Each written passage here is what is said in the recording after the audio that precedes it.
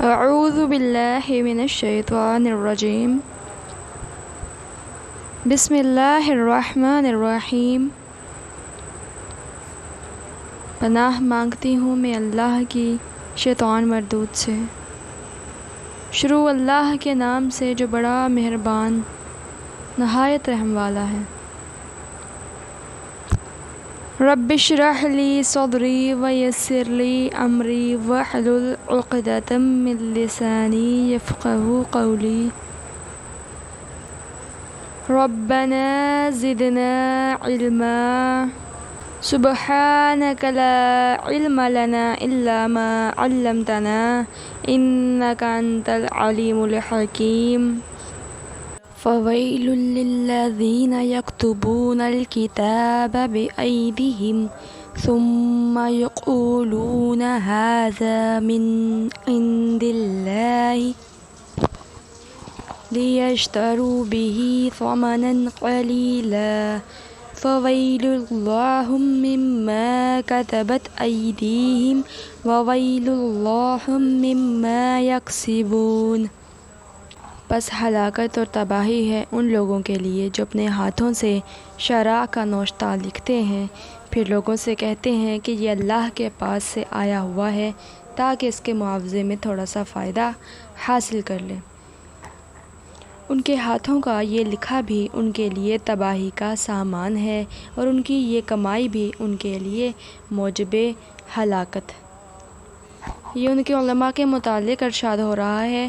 ان لوگوں نے صرف اتنا ہی نہیں کیا کہ کلام الہی کے معنی کو اپنی خواہشات کے مطابق بدلا ہو، بلکہ یہ بھی کیا کہ بائبل میں اپنی تفسیروں کو، اپنے قومی تاریخ کو، اپنے اوہام اور قیاسات کو، اپنے خیالی فلسفوں کو اور اپنے اجتہاد سے وضع کیے ہوئے فقہی قوانین کو کلام الہی کے ساتھ خلط ملط کر دیا، اور یہ ساری چیزیں لوگوں کے سامنے اس حیثیت سے پیش کیں کہ گویا یہ سب اللہ کی طرف سے آئی ہوئی ہیں۔ ہر تاریخی افسانہ، ہر مفسر کی تعویل، ہر متکلم کا الہیاتی عقیدہ اور ہر فقیہ کا قانونی اجتہاد جس نے مجموعہ کتب مقدسہ بائبل میں جگہ پالی، اللہ کا قول ورڈ آف گاڈ بن کر رہ گیا، اس پر ایمان لانا فرض ہو گیا اور اس سے پھرنے کے معنی دین سے پھر جانے کے ہو گئے۔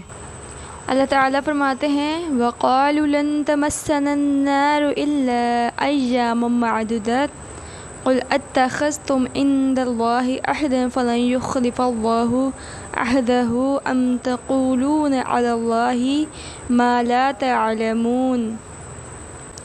وہ کہتے ہیں کہ دوزخ کی آگ ہمیں ہرگز چھونے والی نہیں الا یہ کہ چند روز کی سزا مل جائے تو مل جائے۔ ان سے پوچھو کیا تم نے اللہ سے کوئی عہد لے لیا ہے جس کی خلاف ورزی وہ نہیں کر سکتا، یا بات یہ ہے کہ تم اللہ کے ذمے ڈال کر ایسی باتیں کہہ دیتے ہو جن کے متعلق تمہیں علم نہیں ہے کہ اس نے ان کا ذمہ لیا ہے۔ یہ بنی اسرائیل کا ذکر چلتا آ رہا ہے، اور وہ لوگ ایسے تھے کہ اللہ تعالیٰ کی بہت سی نافرمانیاں کرتے تھے۔ اللہ تعالیٰ کی بہت سی نعمتوں کے جواب میں وہ لوگ بہت سی نافرمانیاں کرتے تھے اور ناشکری کرتے تھے، انتہا کی ناشکری۔ اور اس کا جواز انہوں نے یہ ٹھہرایا کہ وہ کہتے ہیں کہ ہمیں دوزخ کی آگ چھونے والی نہیں سوائے چند روز کے۔ یہ یہودیوں کی عام غلط فہمی کا بیان ہے جس میں ان کے عامی اور عالم سب مبتلا تھے۔ وہ سمجھتے تھے کہ ہم خواہ کچھ کریں، بہرحال چونکہ ہم یہودی ہیں لہٰذا جہنم کی آگ ہم پر حرام ہے، اور بالفرض اگر ہم کو سزا دی بھی گئی تو بس چند روز کے لیے وہاں بھیجے جائیں گے اور پھر سیدھے جنت کی طرف پلٹا دیے جائیں گے۔ بَلَىٰ مَن كَسَبَ سَيِّئَةً وَأَحَاطَتْ بِهِ خَطِيئَتُهُ فَأُولَٰئِكَ أَصْحَابُ النَّارِ هُمْ فِيهَا خَالِدُونَ۔ جو بھی بدی کمائے گا اور اپنی خطا کاری کے چکر میں پڑا رہے گا وہ دوزخی ہے اور دوزخ ہی میں وہ ہمیشہ رہے گا۔ والذین آمنوا وعملوا الصالحات اولئک اصحاب الجنۃ هم فیہا خالدون۔ اور جو لوگ ایمان لائیں گے اور نیک عمل کریں گے وہی جنتی ہیں اور جنت میں وہ ہمیشہ رہیں گے۔ وَإِذْ أَخَذْنَا مِيثَاقَ بَنِي إِسْرَائِيلَ لَا تَعْبُدُونَ إِلَّا اللَّهَ وَبِالْوَالِدَيْنِ إِحْسَانًا وَذِي الْقُرْبَى وَالْيَتَامَى وَالْمَسَاكِينِ وَقُولُوا لِلنَّاسِ حُسْنًا وَأَقِيمُوا الصَّلَاةَ وَآتُوا الزَّكَاةَ ثُمَّ تَوَلَّيْتُمْ إِلَّا قَلِيلًا مِّنكُمْ وَأَنتُمْ مُعْرِضُونَ۔ یاد کرو اسرائیل کی اولاد سے ہم نے پختہ عہد لیا تھا کہ اللہ کے سوا کسی کی عبادت نہ کرنا، ماں باپ کے ساتھ، رشتہ داروں کے ساتھ، یتیموں اور مسکینوں کے ساتھ نیک سلوک کرنا، لوگوں سے بھلی بات کہنا، نماز قائم کرنا اور زکوٰۃ دینا، مگر تھوڑے آدمیوں کے سوا تم سب اس عہد سے پھر گئے اور اب تک پھرے ہوئے ہو۔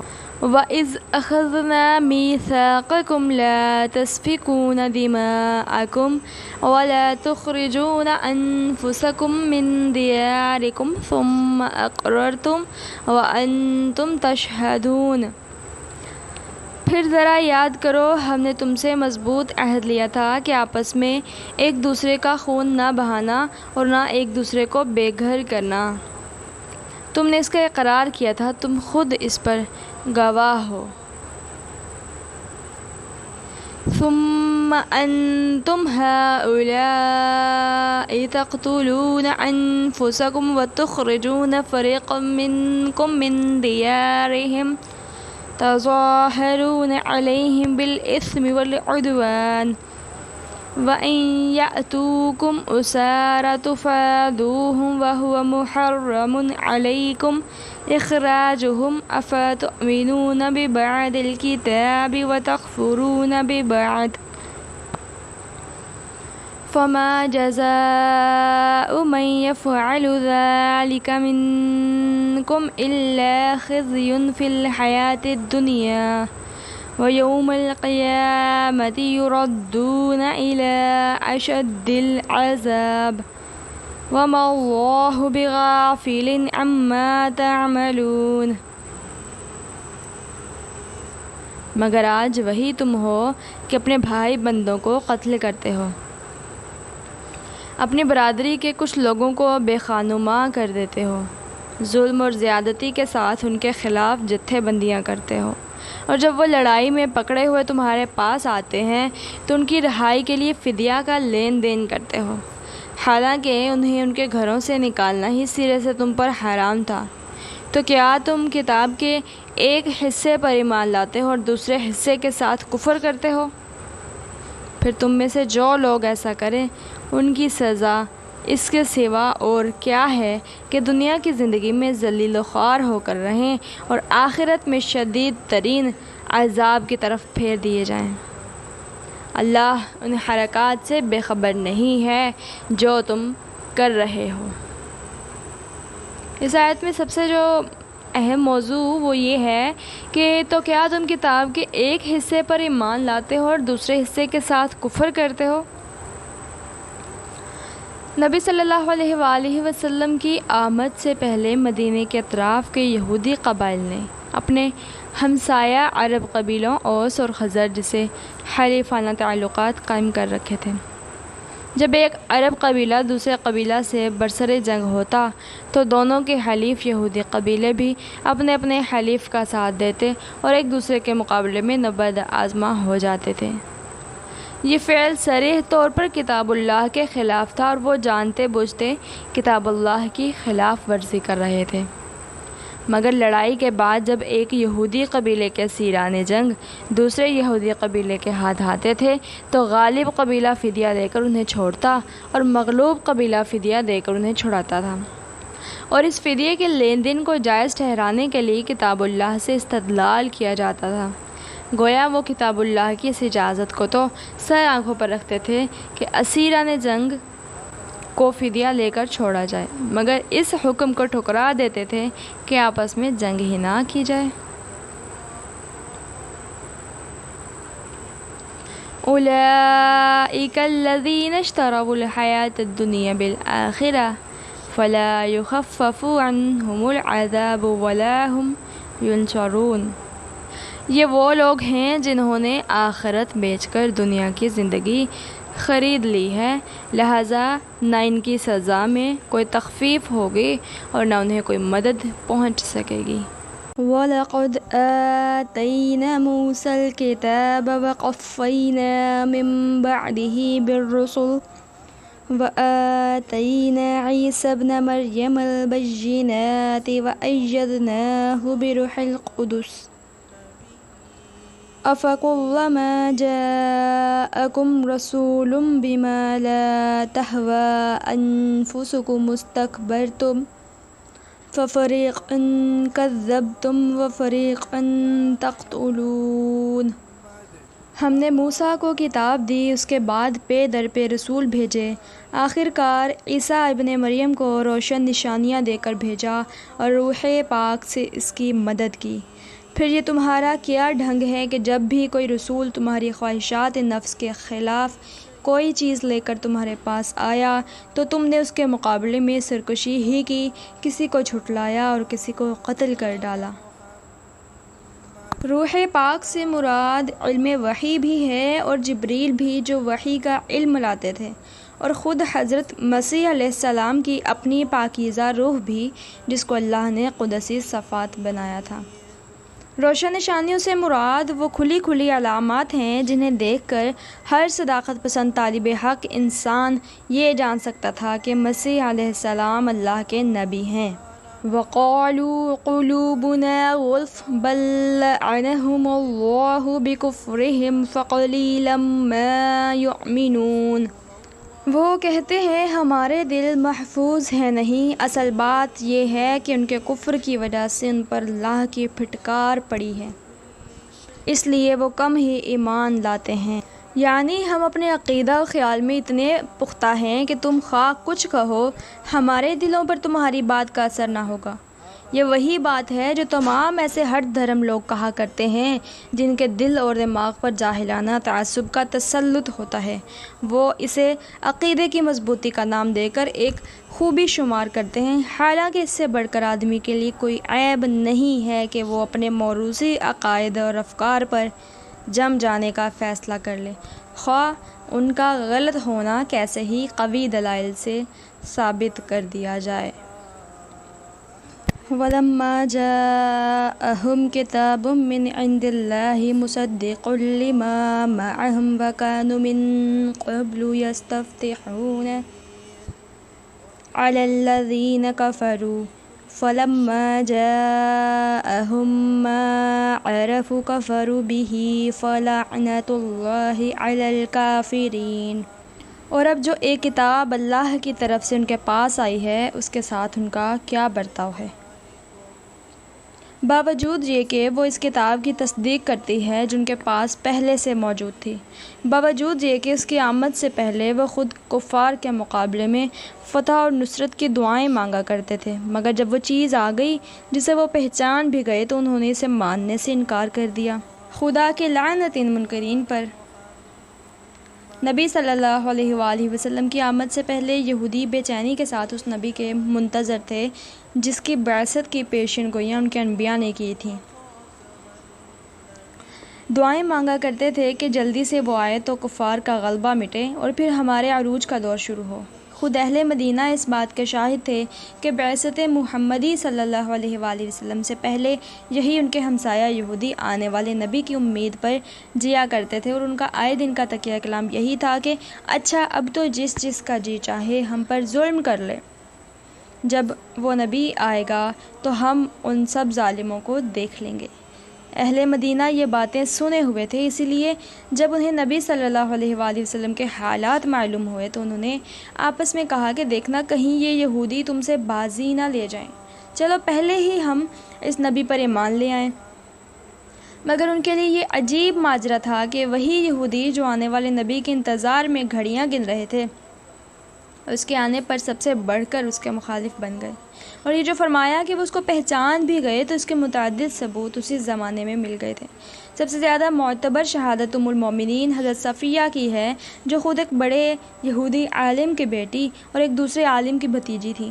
وہ فرماتی ہیں کہ جب نبی صلی اللہ علیہ وآلہ وسلم مدینہ تشریف لائے تو میرے باپ اور چچا دونوں آپ سے ملنے گئے، بڑی دیر تک آپ سے گفتگو کی، پھر جب گھر واپس آئے تو میں نے اپنے کانوں سے ان دونوں کو یہ گفتگو کرتے سنا۔ چچا کہہ رہے تھے، کیا واقعی یہ وہی نبی ہے جس کی خبریں ہماری کتابوں میں دی گئی ہیں؟ والد نے کہا، خدا کی قسم ہاں۔ چچا نے پوچھا، کیا تم کو اس کا یقین ہے؟ والد نے کہا ہاں۔ چچا نے پھر پوچھا، پھر کیا ارادہ ہے؟ والد نے کہا، جب تک جان میں جان ہے اس کی مخالفت کروں گا اور اس کی بات چلنے نہ دوں گا۔ بئس ما اشتروا به انفسهم ان يكفروا بما انزل الله بغيا ان ينزل الله من فضله على من يشاء من عباده فباءوا بغضب على غضب وللكافرين عذاب مهين۔ کیسا برا ذریعہ ہے جس سے یہ اپنے نفس کی تسلی حاصل کرتے ہیں کہ جو ہدایت اللہ نے نازل کی ہے اس کو قبول کرنے سے صرف اس ضد کی بنا پر انکار کر رہے ہیں کہ اللہ نے اپنے فضل سے اپنے جس بندے کو خود چاہا نواز دیا، لہٰذا اب یہ غضب بالائے غضب کے مستحق ہو گئے ہیں اور ایسے کافروں کے لیے سخت ذلت آمیز سزا مقرر ہے۔ یہ جو فرمایا یہاں کیسا برا ذریعہ ہے جس سے یہ اپنے نفس کی تسلی حاصل کرتے ہیں، اس کا دوسرا مطلب یہ بھی ہو سکتا ہے کیسی بری چیز ہے جس کی خاطر انہوں نے اپنی جانوں کو بیچ ڈالا، یعنی اپنی فلاح اور سعادت اور اپنی نجات کو قربان کر دیا۔ اور یہ لوگ چاہتے تھے کہ آنے والا نبی ان کی قوم میں پیدا ہو، مگر جب وہ ایک دوسری قوم میں پیدا ہوئے جسے وہ اپنے مقابلے میں ہیچ سمجھتے تھے تو وہ اس کے انکار پر آمادہ ہو گئے۔ گویا ان کا مطلب یہ تھا کہ اللہ ان سے پوچھ کر نبی بھیجتا، جب اس نے ان سے نہ پوچھا اور اپنے فضل سے خود جسے چاہا نواز دیا تو وہ بگڑ بیٹھے۔ اذا قیل لهم آمنوا بما انزل الله قالوا نؤمن بما انزل علينا ويكفرون بما وراءه وهو الحق مصدقا لما معهم قل فلما تقتلون انبياء الله من قبل ان کنتم مؤمنین۔ جب ان سے کہا جاتا ہے کہ جو کچھ اللہ نے نازل کیا ہے اس پر ایمان لاؤ تو وہ کہتے ہیں ہم تو صرف اس چیز پر ایمان لاتے ہیں جو ہمارے ہاں یعنی نسل اسرائیل میں اتری ہے۔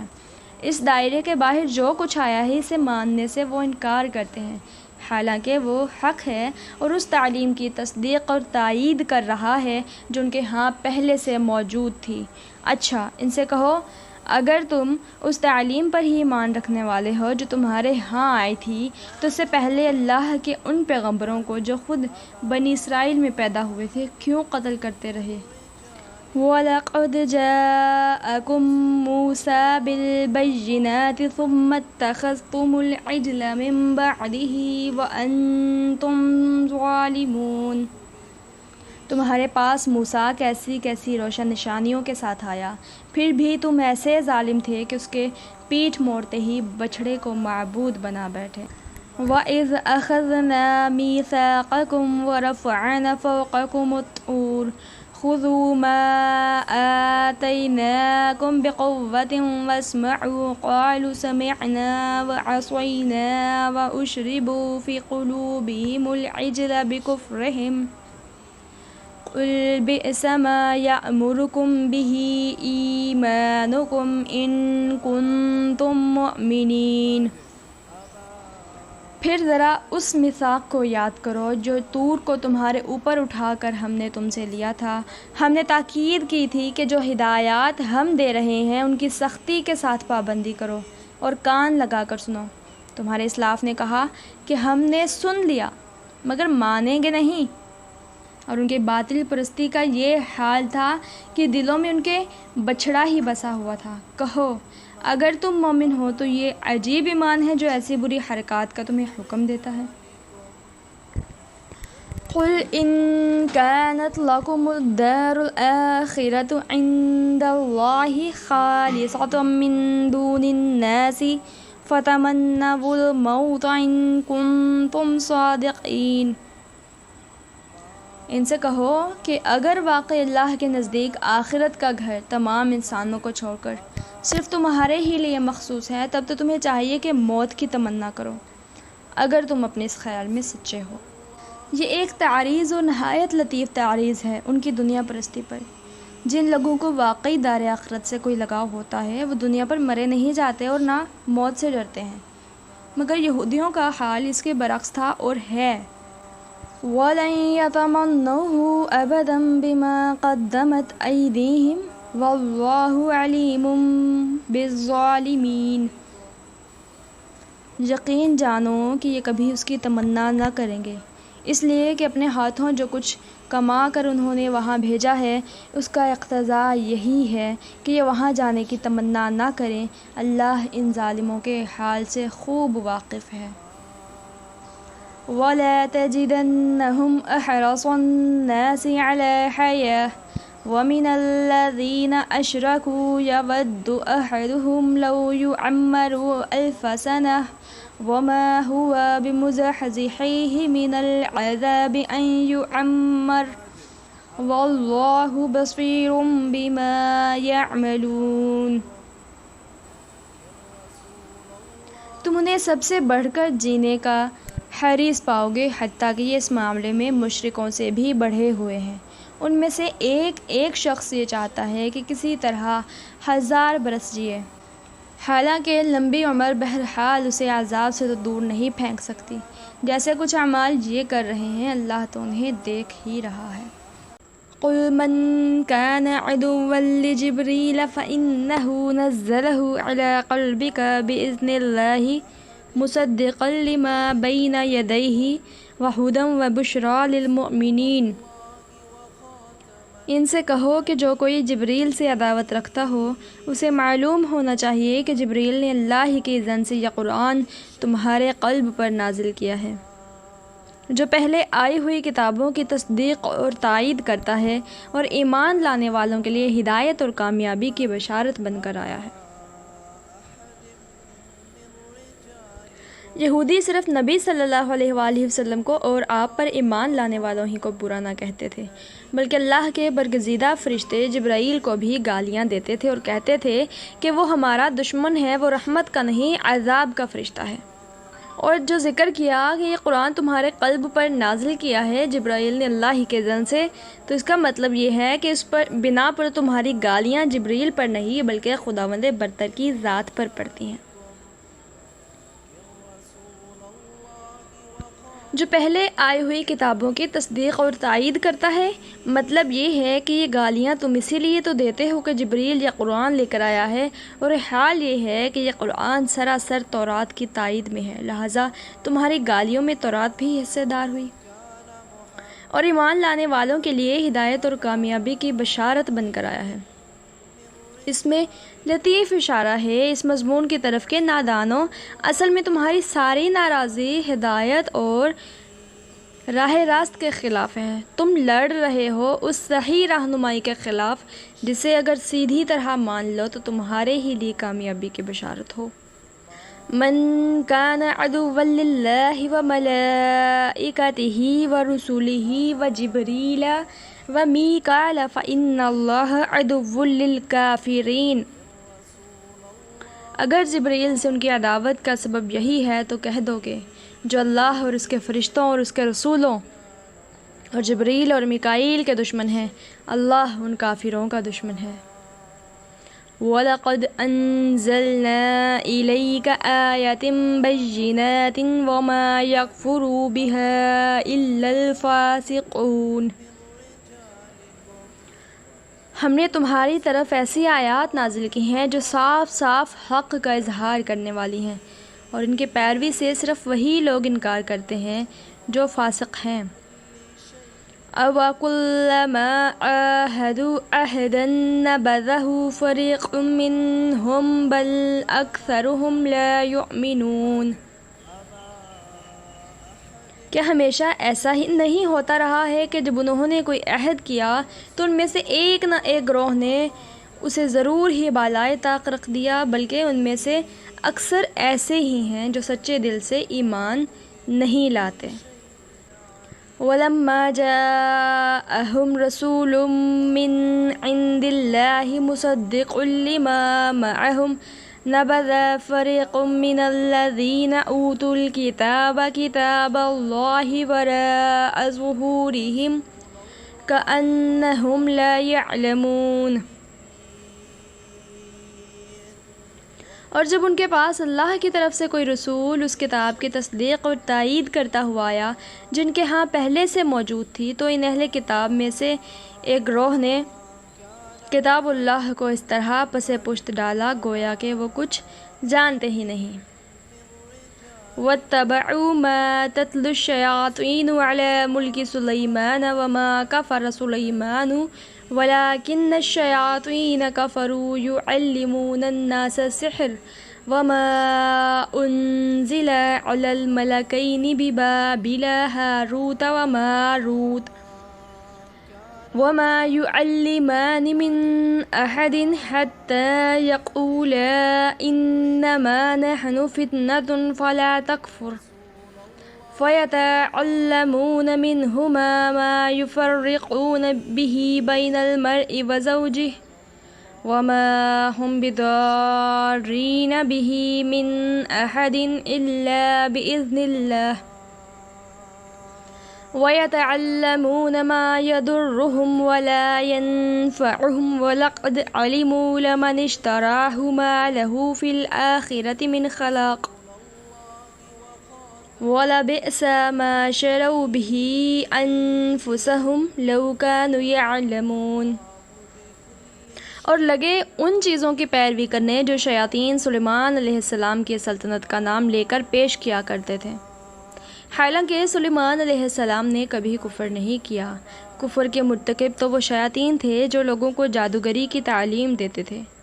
وہ پیچھے پڑے اس چیز کے جو بابل میں دو فرشتوں ہاروت اور ماروت پر نازل کی گئی تھی، حالانکہ وہ فرشتے جب بھی کسی کو اس کی تعلیم دیتے تھے تو پہلے صاف طور پر متنبہ کر دیا کرتے تھے کہ دیکھ، ہم محض ایک آزمائش ہیں، تو کفر میں مبتلا نہ ہو۔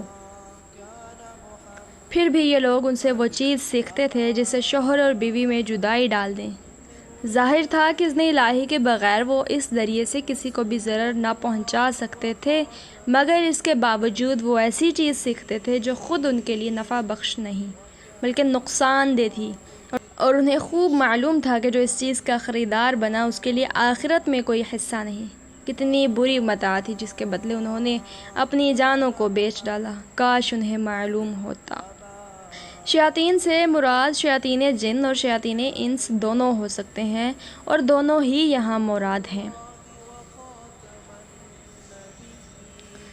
جب بنی اسرائیل پر اخلاقی اور مادی انحطاط کا دور آیا اور غلامی، جہالت، نکبت اور افلاس اور ذلت اور پستی نے ان کے اندر کوئی بلند حوصلگی اور اولو العزمی باقی نہ چھوڑی، تو ان کی توجہات جادو ٹونے اور طلسمات اور عملیات اور تعویذ گنڈوں کی طرف مبذول ہونے لگی۔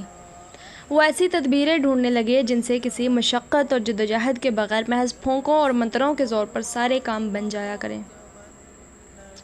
اس وقت شیاطین نے ان کو بہکانا شروع کیا کہ سلیمان علیہ السلام کی عظیم الشان سلطنت اور ان کی حیرت انگیز طاقتیں تو سب کچھ چند نقوش اور منتروں کا نتیجہ تھیں، اور وہ ہم تمہیں بتائے دیتے ہیں۔ چنانچہ یہ لوگ نعمت غیر مترقبہ سمجھ کر ان چیزوں پر ٹوٹ پڑے، اور پھر نہ کتاب اللہ سے ان کو کوئی دلچسپی رہی اور نہ کسی داعی حق کی آواز انہوں نے سن کر دی۔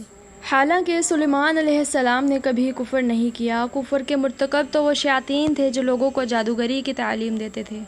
وہ پیچھے پڑے اس چیز کے جو بابل میں دو فرشتوں ہاروت اور ماروت پر نازل کی گئی تھی، حالانکہ وہ فرشتے جب بھی کسی کو اس کی تعلیم دیتے تھے تو پہلے صاف طور پر متنبہ کر دیا کرتے تھے کہ دیکھ، ہم محض ایک آزمائش ہیں، تو کفر میں مبتلا نہ ہو۔ اس آیت کی تعویل میں مختلف اقوال ہیں، مگر جو کچھ مفسر نے سمجھا ہے وہ یہ ہے کہ جس زمانے میں بنی اسرائیل کی پوری قوم بابل میں قیدی اور غلام بنی ہوئی تھی، اللہ تعالیٰ نے 2 فرشتوں کو انسانی شکل میں ان کی آزمائش کے لیے بھیجا ہوگا۔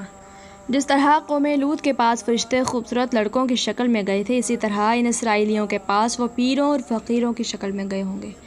وہاں ایک طرف انہوں نے بازار ساحری میں اپنی دکان لگائی ہوگی اور دوسری طرف وہ تمام حجت کے لیے ہر ایک کو خبردار بھی کر دیتے ہوں گے کہ دیکھو ہم تمہارے لیے آزمائش کی حیثیت رکھتے ہیں، تم اپنی عاقبت خراب نہ کرو، مگر اس کے باوجود لوگ ان کے پیش کردہ عملیات اور نقوش اور تعویذات پر ٹوٹے پڑتے ہوں گے۔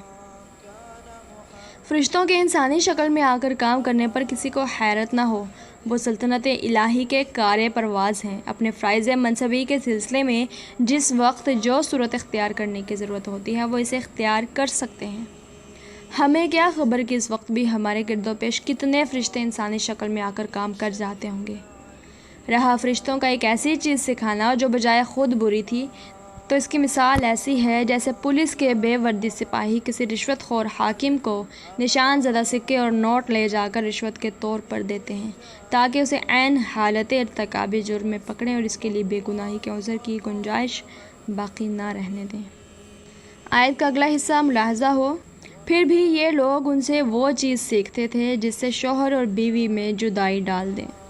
مطلب یہ ہے کہ اس منڈی میں سب سے زیادہ چیز جس کی مانگ تھی وہ یہ تھی کہ کوئی ایسا عمل یا تعویذ مل جائے جس سے ایک آدمی دوسرے کی بیوی کو اس سے توڑ کر اپنے اوپر عاشق کر لے۔ یہ اخلاقی زوال کا وہ انتہائی درجہ تھا جس میں وہ لوگ مبتلا ہو چکے تھے۔ پست اخلاقی کا اس سے زیادہ نیچا مرتبہ اور کوئی نہیں ہو سکتا کہ ایک قوم کے افراد کا سب سے زیادہ دلچسپ مشغلہ پرائی عورتوں سے آنکھ لڑانا ہو جائے اور کسی منکوحہ عورت کو اس کے شوہر سے توڑ کر اپنا کر لینے کو وہ اپنی سب سے بڑی فتح سمجھنے لگے۔ ازدواجی تعلق در حقیقت انسانی تمدن کی جڑ ہے۔ عورت اور مرد کے تعلق کی درستی پر پورے انسانی تمدن کی درستی کا اور اس کی خرابی پر پورے انسانی تمدن کی خرابی کا مدار ہے۔ لہٰذا وہ شخص بدترین مفسد ہے جو اس درخت کی جڑ پر تیشہ چلاتا ہو جس کے قیام پر خود اس کا اور پوری سوسائٹی کا قیام منحصر ہے۔ حدیث میں آتا ہے کہ ابلیس اپنے مرکز سے زمین کے ہر گوشے میں اپنے ایجنٹ روانہ کرتا ہے، پھر وہ ایجنٹ واپس آ کر اپنی اپنی کارروائیاں سناتے ہیں۔ کوئی کہتا ہے میں نے فلاں فتنہ برپا کیا، کوئی کہتا ہے میں نے فلاں شر کھڑا کیا، مگر ابلیس ہر ایک سے کہتا جاتا ہے کہ تو نے کچھ نہ کیا۔ پھر ایک آتا ہے اور اطلاع دیتا ہے کہ میں نے ایک عورت اور اس کے شوہر میں جدائی ڈال دی۔ یہ سن کر ابلیس اس کو گلے لگا لیتا ہے اور کہتا ہے کہ تو کام کر کے آیا ہے۔ اس حدیث پر غور کرنے سے یہ بات اچھی طرح سمجھ آ جاتی ہے کہ بنی اسرائیل کی آزمائش کو جو فرشتے بھیجے گئے تھے انہیں کیوں حکم دیا گیا کہ عورت اور مرد کے درمیان جدائی ڈالنے کا عمل ان کے سامنے پیش کریں۔ دراصل یہی ایک ایسا پیمانہ تھا جس سے ان کے اخلاقی زوال کو ٹھیک ٹھیک ناپا جا سکتا۔ پھر آیت کے اگلے حصے میں اللہ تعالیٰ کا فرمان ہے، ظاہر تھا کہ اذن الہی کے بغیر وہ اس ذریعے سے کسی کو بھی ضرر نہ پہنچا سکتے تھے، مگر اس کے باوجود وہ ایسی چیز سیکھتے تھے جو خود ان کے لیے نفع بخش نہیں بلکہ نقصان دہ تھی، اور انہیں خوب معلوم تھا کہ جو اس چیز کا خریدار بنا اس کے لیے آخرت میں کوئی حصہ نہیں۔ کتنی بری متاع تھی جس کے بدلے انہوں نے اپنی جانوں کو بیچ ڈالا، کاش انہیں معلوم ہوتا۔ وَلَوْ أَنَّهُمْ آمَنُوا وَاتَّقَوْا لَمَثُوبَةٌ مِّنْ عِندِ اللَّهِ خَيْرٌ لَوْ كَانُوا يَعْلَمُونَ۔ اگر وہ ایمان اور تقوی اختیار کرتے تو اللہ کے ہاں اس کا جو بدلہ ملتا وہ ان کے لیے زیادہ بہتر تھا، کاش انہیں خبر ہوتی۔ یا ایہا الذین آمنوا لا تقولوا راعنا وقولوا انظرنا واسمعوا وللکافرین عذاب علیم۔ اے لوگو جو ایمان لائے ہو، راعنا نہ کہا کرو بلکہ انظرنا کہو اور توجہ سے بات کو سنو، یہ کافر تو عذاب علیم کے مستحق ہیں۔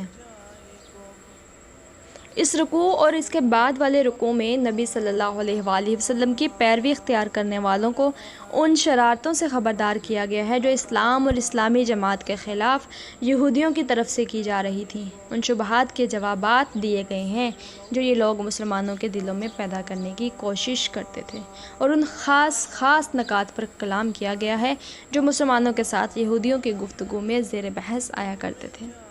اس موقع پر یہ بات پیش نظر رکھنی چاہیے کہ جب نبی صلی اللہ علیہ وآلہ وسلم مدینہ پہنچے اور ان اطراف میں اسلام کی دعوت پھیلنی شروع ہوئی تو یہودی جگہ جگہ مسلمانوں کو مذہبی بحثوں میں الجھانے کی کوشش کرتے تھے۔ اپنی موشگافیوں اور تشکیکات اور سوال میں سے سوال نکالنے کی بیماری ان سیدھے اور سچے لوگوں کو بھی لگانا چاہتے تھے، اور خود نبی اکرم صلی اللہ علیہ وآلہ وسلم کی مجلس میں آ کر پرفریب مکارانہ باتیں کر کے اپنی گھٹیا درجے کی ذہنیت کا ثبوت دیا کرتے تھے۔ یہودی جب حضرت صلی اللہ علیہ وآلہ وسلم کی مجلس میں آتے تو اپنے سلام اور کلام میں ہر ممکن طریقے سے اپنے دل کا بخار نکالنے کی کوشش کرتے تھے۔ ذو معنی الفاظ بولتے، زور سے کچھ کہتے اور زیر لب کچھ اور کہہ دیتے، اور ظاہری ادب آداب برقرار رکھتے ہوئے درپردہ آپ کی توہین کرنے میں کوئی دقیقہ اٹھا نہ رکھتے تھے۔ قرآن میں آگے چل کر اس کی متعدد مثالیں بیان کی گئی ہیں۔ یہاں جس خاص لفظ کے استعمال سے مسلمانوں کو روکا گیا ہے، یہ ایک ذو معنی لفظ تھا۔ جب حضرت صلی اللہ علیہ وآلہ وسلم گفتگو کے دوران میں یہودیوں کو کبھی یہ کہنے کی ضرورت پیش آتی کہ ٹھہریے ذرا ہمیں یہ بات سمجھ لینے دیجیے، تو وہ راعینا کہتے تھے۔ اس لفظ کا ظاہری مفہوم تو یہ تھا کہ ذرا ہماری رعایت کیجیے یا ہماری بات سن لیجیے، مگر اس میں کئی احتمالات اور بھی تھے۔ مثلاً عبرانی میں اس سے ملتا جلتا ایک لفظ تھا جس کے معنی تھے سن تو بہرا ہو جائے، اور خود عربی میں اس کے ایک معنی صاحب رعونت اور جاہل و احمق کے بھی تھے، اور گفتگو میں یہ ایسے موقع پر بھی بولا جاتا تھا جب یہ کہنا ہو کہ تم ہماری سنو تو ہم تمہاری سنیں، اور ذرا زبان کو لچکا دے کر رعینا بھی بنا لیا جاتا تھا جس کے معنی اے ہمارے چرواہے کے تھے۔ اس لیے مسلمانوں کو حکم دیا گیا کہ تم اس لفظ کے استعمال سے پرہیز کرو اور اس کے بجائے انظر نہ کہا کرو، یعنی ہماری طرف توجہ فرمائیے یا ذرا ہمیں سمجھ لینے دیجیے۔ پھر فرمایا کہ توجہ سے بات کو سنو، یعنی یہودیوں کو تو بار بار یہ کہنے کی ضرورت اس لیے پیش آتی ہے کہ وہ نبی کی بات پر توجہ نہیں کرتے اور ان کی تقریر کے دوران میں وہ اپنے ہی خیالات میں الجھے رہتے ہیں، مگر تمہیں غور سے نبی کی باتیں سننی چاہیے تاکہ یہ کہنے کی ضرورت ہی نہ پیش آئے۔ ما يود الذين كفروا من أهل الكتاب ولا المشركين أن ينزل عليكم من خير من ربكم والله يختص برحمته من يشاء والله ذو الفضل العظيم۔ یہ لوگ جنہوں نے دعوت حق کو قبول کرنے سے انکار کر دیا ہے، خواہ اہل کتاب میں سے ہوں یا مشرک ہوں، ہرگز یہ پسند نہیں کرتے کہ تمہارے رب کی طرف سے تم پر کوئی بھلائی نازل ہو، مگر اللہ جس کو چاہتا ہے اپنی رحمت کے لیے چن لیتا ہے، اور وہ بڑا فضل فرمانے والا ہے۔ ما ننسخ من آیت او ننسها نأت بخیر منها او مثلها الم تعلم ان اللہ علی کل شیء قدیر۔ ہم اپنی جس آیت کو منسوخ کر دیتے ہیں یا بھلا دیتے ہیں اس کی جگہ اس سے بہتر لاتے ہیں یا کم از کم ویسی ہی۔ کیا تم جانتے نہیں ہو کہ اللہ ہر چیز پر قدرت رکھتا ہے؟ یہ ایک خاص شبہ کا جواب ہے جو یہودی مسلمانوں کے دلوں میں ڈالنے کی کوشش کرتے تھے۔ ان کا اعتراض یہ تھا کہ اگر پچھلی کتابیں بھی اللہ کی طرف سے آئی تھیں اور یہ قرآن بھی اللہ کی طرف سے ہے تو ان کے بعض احکام کی جگہ اس میں دوسرے احکام کیوں دیے گئے ہیں؟ ایک ہی اللہ کی طرف سے مختلف وقتوں میں مختلف احکام کیسے ہو سکتے ہیں؟ پھر تمہارا قرآن یہ دعویٰ کرتا ہے کہ یہودی اور عیسائی اس تعلیم کے ایک حصے کو بھول گئے جو انہیں دی گئی تھی۔ آخر یہ کیسے ہو سکتا ہے کہ اللہ کی دی ہوئی تعلیم اور وہ حافظوں سے محو ہو جائیں؟ یہ ساری باتیں وہ تحقیق کی خاطر نہیں بلکہ اس لیے کرتے تھے کہ مسلمانوں کو قرآن کے من جانب اللہ ہونے میں شک ہو جائے۔ اس کے جواب میں اللہ تعالیٰ فرماتا ہے کہ میں مالک ہوں، میرے اختیارات غیر محدود ہیں، اپنے جس حکم کو چاہوں منسوخ کر دوں اور جس کو چاہوں حافظوں سے محو کر دوں، مگر جس چیز کو میں منسوخ یا محو کرتا ہوں اس سے بہتر چیز اس کی جگہ پر لاتا ہوں، یا کم از کم وہ اپنے محل میں اتنی ہی مفید اور مناسب ہوتی ہے جتنی پہلی چیز اپنے محل میں تھی۔ أَلَمْ تَعْلَمْ أَنَّ اللَّهَ لَهُ مُلْكُ السَّمَاوَاتِ وَالْأَرْضِ وَمَا لَكُم مِّن دُونِ اللَّهِ مِن وَلِيٍّ وَلَا نَصِيرٍ۔ کہ تمہیں خبر نہیں ہے کہ زمین اور آسمانوں کی فرمانروائی اللہ ہی کے لیے ہے، اور اس کے سوا کوئی تمہاری خبر گیری کرنے اور تمہاری مدد کرنے والا نہیں ہے۔ ام تريدون ان تسألوا رسولكم كما سئل موسى من قبل ومن يتبدل الكفر بالإيمان فقد ضل سواء السبيل۔ پھر کیا تم اپنے رسول سے اس قسم کے سوالات اور مطالبے کرنا چاہتے ہو جیسے اس سے پہلے موسیٰ سے کیے جا چکے ہیں، حالانکہ جس شخص نے ایمان کی روش کو کفر کی روش سے بدل دیا وہ راہ راست سے بھٹک گیا۔ یہودی مشگافیاں کر کر کے طرح طرح کے سوالات مسلمانوں کے سامنے پیش کرتے تھے اور انہیں اکساتے تھے کہ اپنے نبی سے یہ پوچھو اور یہ پوچھو اور یہ پوچھو۔ اس پر اللہ تعالیٰ مسلمانوں کو متنبہ فرما رہا ہے کہ اس معاملے میں یہودیوں کی روش اختیار کرنے سے بچو۔ اسی چیز پر نبی صلی اللہ علیہ وآلہ وسلم خود بھی مسلمانوں کو بار بار متنبہ فرمایا کرتے تھے کہ قیل و قال سے اور بال کی کھال نکالنے سے پچھلی امتیں تباہ ہو چکی ہیں۔ تم اس چیز سے پرہیز کرو جن سوالات کو اللہ اور اس کے رسول نے نہیں چھیڑا، ان کی کھوج میں نہ لگو، بس جو حکم تمہیں دیا جاتا ہے اس کی پیروی کرو، اور جن امور سے منع کیا جاتا ہے ان سے رک جاؤ۔ وَدَّ كَثِيرٌ مِّنْ أَهْلِ الْكِتَابِ لَوْ يُرُدُّونَكُم مِّن بَعْدِ إِيمَانِكُمْ كُفَّارًا حَسَدًا مِّنْ عِندِ أَنفُسِهِم مِّن بَعْدِ مَا تَبَيَّنَ لَهُمُ الْحَقُّ فَاعْفُوا وَاصْفَحُوا حَتَّى يَأْتِيَ اللَّهُ بِأَمْرِهِ إِنَّ اللَّهَ عَلَى كُلِّ شَيْءٍ قَدِيرٌ۔